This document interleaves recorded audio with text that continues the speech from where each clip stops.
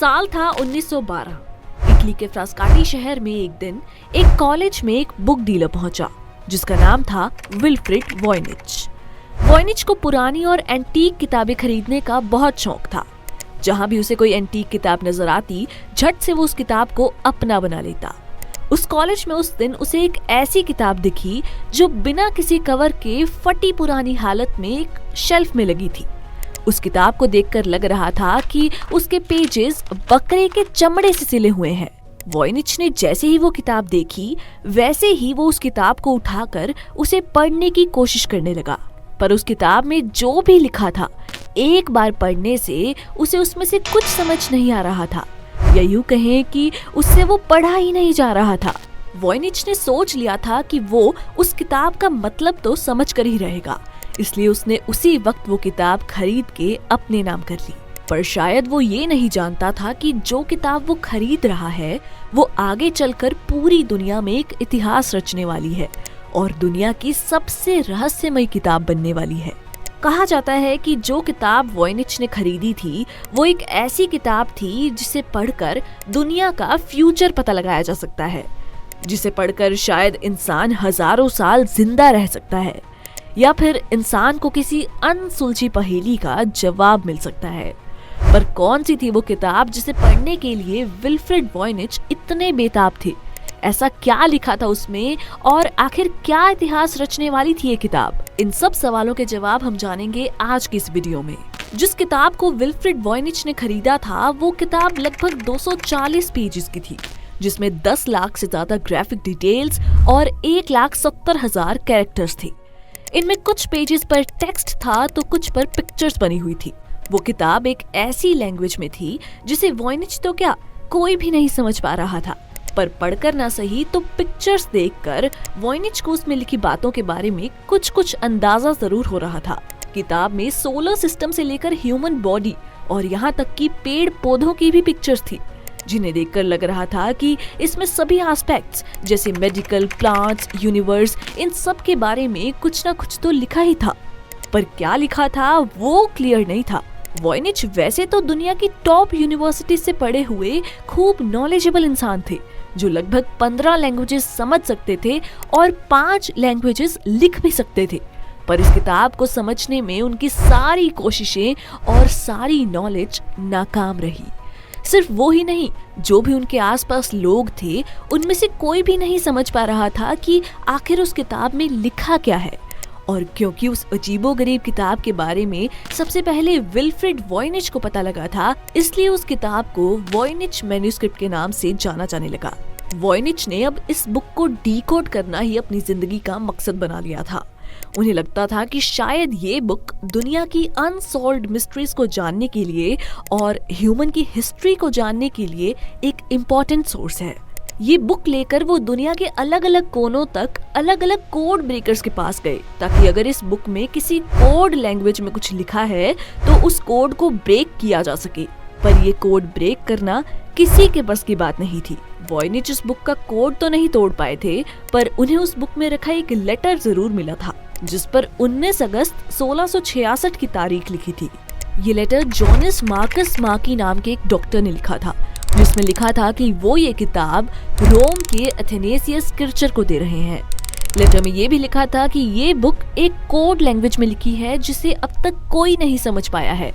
उस लेटर को पढ़कर वॉयनिच को ये भी पता चला कि ये किताब एक जर्मन राजा के पास थी, जिन्होंने 600 डकेट्स की एक बड़ी कीमत देकर इसे खरीदा था। लेटर में उस बुक का राइटर रोजर बेकन को बताया गया था। रोजर बेकन 13th सेंचुरी के एक फेमस फिलोसोफर और साइंटिस्ट थे। इसके अलावा वो एक क्लर्जीमैन थे, यानी चर्च के एक मेंबर। चर्च के साथ साथ बेकन साइंस में भी काफी इंटरेस्टेड रहते थे। अब उस वक्त चर्च के लोगों का साइंस से काफी कॉन्फ्लिक्ट रहता था, इसलिए बेकन के साइंटिफिक इंटरेस्ट होने की वजह से उन्हें जेल में भी भेजा गया था। ये सब ध्यान में रखते हुए ये माना जाने लगा कि शायद बेकन ने चर्च के लोगों से बचाए रखने के लिए कोड लैंग्वेज में ये बुक लिखी थी। अब इस बात का अंदाजा तो लगाया जा रहा था कि ये बुक किसने लिखी है, पर इसका कोड क्रैक करने का तरीका किसी को नजर नहीं आ रहा था। वॉयनिच के अलावा कई बड़े बड़े फिलोसोफर्स के लिए इस किताब को समझ पाना एक मिस्ट्री बनता जा रहा था। बताया जाता है कि इस किताब की गुत्थी सुलझाने के लिए famous American cryptographer William F Fridman ने भी अपना ज्ञान आजमाया। फ्रिडमैन एक आर्मी क्रिप्टोग्राफर थे जो अपना एनालिसिस करने के लिए कंप्यूटर का यूज करते थे। उन्होंने सेकेंड वर्ल्ड वॉर के दौरान जापान का पर्पल कोड तोड़ा था, जिसके बाद वो सिग्नल्स इंटेलिजेंस सर्विस के हेड और वॉर डिपार्टमेंट के चीफ क्रिप्टो एनालिस्ट बन चुके थे। यही नहीं, उनका नाम वर्ल्ड्स ग्रेटेस्ट क्रिप्टोलॉजिस्ट में गिना जाता था। कहा जाता है कि इन्होंने वॉयनिच मैन्युस्क्रिप्ट को डीकोड करने में अपनी जिंदगी के 40 साल बिता दिए, फिर भी वो इसके बारे में कुछ खास पता नहीं लगा पाए। इस किताब के पन्नों पर लिखे वर्ड्स पढ़ने में विल्फ्रेड वॉयनिच ने अपनी पूरी उम्र निकाल दी, पर अपने जीते जी वो अपनी इस कोशिश में कामयाब नहीं हो पाए। साल 1930 में वो इस दुनिया से चले गए और उनके जाने के कुछ सालों तक ये मिस्ट्री भरी बुक उनकी वाइफ के पास रही। कुछ सालों तक अब इस मिस्ट्री से सबका ध्यान भटक गया, पर वॉयनिच की वाइफ के गुजरने के बाद एक बार फिर दुनिया भर से क्रिप्टोग्राफर्स फिर से इस पहेली का हल ढूंढने चल दिए। विल्फ्रेड वॉयनिच की बुक सेलिंग बिजनेस को कंटिन्यू करते हुए उनकी एक एम्प्लॉई ने ये बुक हैंस पीटर क्रॉस नाम के एक वियनीज बुक कलेक्टर को बेच दी, जिन्होंने ये बुक आगे लाइब्रेरी में डोनेट कर दी। ये बुक अब अमेरिका के येल यूनिवर्सिटी की एक लाइब्रेरी के हाथ में आ गई, जिन्होंने इसके सारे पेजेस स्कैन करके इंटरनेट पर डाल दिए। इंटरनेट पर डालने के बाद ये बुक अब हर किसी की पहुंच में थी। पूरी दुनिया में लोगों को इस बुक के बारे में पता लगने लगा और अलग अलग कोनों से दुनिया की मिस्टीरियस चीजों में इंटरेस्ट रखने वाले लोग और क्रिप्टोग्राफर्स सभी इस बुक को डीकोड करने के लिए एक्सपेरिमेंट्स करने लगे। ऐसे ही किसी ने एक बार इस बुक की कार्बन डेटिंग करने का सोचा, ताकि ये पता लगाया जा सके कि ये बुक असल में है कितनी पुरानी। कार्बन डेटिंग एक ऐसा साइंटिफिक प्रोसेस है जिसकी मदद से ये पता लगाया जा सकता है कि कोई चीज कितने साल पुरानी है। जिस बकरे के चमड़े से उस बुक की सिलाई की गई थी, उसकी कार्बन डेटिंग की गई और जब लोगों के सामने इसका रिजल्ट आया तो उसे देखकर वॉयनिच का किया गया एक एनालिसिस गलत साबित हो गया। दरअसल कार्बन डेटिंग में पता चला कि वो बुक 15th सेंचुरी की है, पर इस बुक के राइटर माने जाने वाले रोजर बेकन तो साल 1214 से लेकर 1294 तक ही जीवित रहे थे। ऐसे में रिसर्चर्स को लगने लगा था कि ये बुक बेकन ने नहीं लिखी। ऐसे में इस बुक के राइटर का अंदाजा लगाते हुए एक और नाम सामने आया, लियोनार्डो डा विंसी। डा विंसी एक आर्टिस्ट थे जो अपनी पेंटिंग्स के लिए जाने जाते थे। दुनिया की सबसे फेमस पेंटिंग मोनालिसा की पेंटिंग भी इन्होंने ही बनाई थी। बताया जाता है कि वॉयनिच मैन्युस्क्रिप्ट में जो कोड लैंग्वेज यूज की गई थी वो डा विंसी की बाकी बुक्स से कुछ मेल खाती थी। साथ ही ये भी कहा जा रहा था कि मैन्युस्क्रिप्ट में एक जगह एक क्लॉक जैसा एक स्ट्रक्चर दिखाया गया है, जिसमें 10 साढ़े 10 बजे हुए दिख रहे हैं। उस पिक्चर के नीचे छोटे अक्षरों में 1452 भी लिखा है। रिसर्चर एडिथ शेयरवुड, जिन्होंने कई सालों तक इस बुक को एनालाइज करने की कोशिश की है, वो अपने एक रिसर्च पेपर में बताते हैं कि लियोनार्डो डा विंसी का बर्थ टाइम वही है जो उस घड़ी में दिखाया गया था और वो उसी साल पैदा हुए थे जो नीचे छोटे अक्षरों में लिखा था, यानी साल 1452। इस मैन्युस्क्रिप्ट की कार्बन डेटिंग से पता चला था कि ये लेट 15th सेंचुरी में लिखी गई है, तो हो सकता था कि डा विंसी जब कम उम्र के थे तब ही इन्होंने ये बुक लिखी होगी। कुछ रिसर्चर्स का मानना था कि ये सब चीजें महज एक कोइंसिडेंस भी हो सकती हैं, इसलिए ये पक्का नहीं कहा जा सकता कि इस बुक के ऑथर लियोनार्डो डा विंसी हैं। ये मिस्ट्री अभी भी एक मिस्ट्री ही बनकर रह गई, पर लोगों ने इसका हल निकालने की कोशिशें अभी भी नहीं छोड़ी थी। कुछ साइंटिस्ट ने सोचा कि इस गुत्थी को सुलझाने के लिए इंसानी दिमाग न सही तो मशीनी दिमाग काम आ सकता है। आपको बता दें कि ये बात साल 2015 के बाद की है। जी हाँ, इस पहेली को सुलझाते सुलझाते कई साल बीत चुके थे। अब इस बुक को डीकोड करने के लिए आर्टिफिशियल इंटेलिजेंस का यूज किया गया। साइंटिस्ट ने इस लैंग्वेज को डीकोड करने के लिए एल्गोरिथम्स बनाई और अब कंप्यूटर में स्कैन की गई इस बुक का इनपुट डालकर इसे डीकोड करने की कमांड दी गई। साइंटिस्ट को उम्मीद थी कि इस बार तो उनकी इस बुक को समझने की ये जो प्रॉब्लम है ये सॉल्व हो जाएगी। इसी होप के साथ कंप्यूटर को रिक्वायर्ड कमांड दी गई। पास खड़े साइंटिस्ट के दिल बड़ी तेजी से धड़क रहे थे। उनके मन में यही ख्याल चल रहा था कि शायद वो बरसों पुराने इस मिस्ट्री को सॉल्व करने में कामयाब हो जाएंगे और इस बुक को समझकर हिस्ट्री में अपना नाम दर्ज करा लेंगे।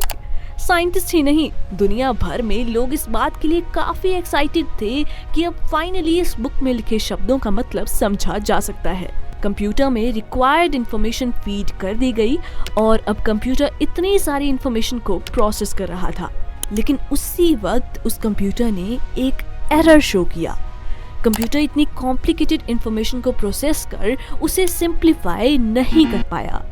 हाँ, लेकिन एआई और कंप्यूटर की मदद से ये जरूर पता लग गया था कि वो बुक हिब्रू लैंग्वेज में लिखी गई है। कंप्यूटर की बताई इस इंफॉर्मेशन की मदद से अब शायद रिसर्चर्स को कुछ मदद मिल सकती थी। कुछ रिसर्चर्स का मानना था कि इस बुक में जो टेक्स्ट है वो एक अल्फाग्राम की तरह लिखा गया है। अल्फाग्राम ऐसे वर्ड्स को कहा जाता है जिसमें लेटर्स अल्फाबेटिकली अरेंज किए जाते हैं। इन सब बातों को ध्यान में रखते हुए रिसर्चर्स ने एक बार फिर बुक को पढ़ने की कोशिश की, पर इस बार उनकी ये कोशिश पूरी तरह से नाकाम नहीं हुई। काफी मेहनत करने के बाद इस बार बुक का पहला सेंटेंस रीड किया गया। बताया जाता है कि पहले सेंटेंस को इंग्लिश में ट्रांसलेट किया जाए तो वो कुछ ऐसा लगता है, She made recommendations to the priest, man of the house and me and people.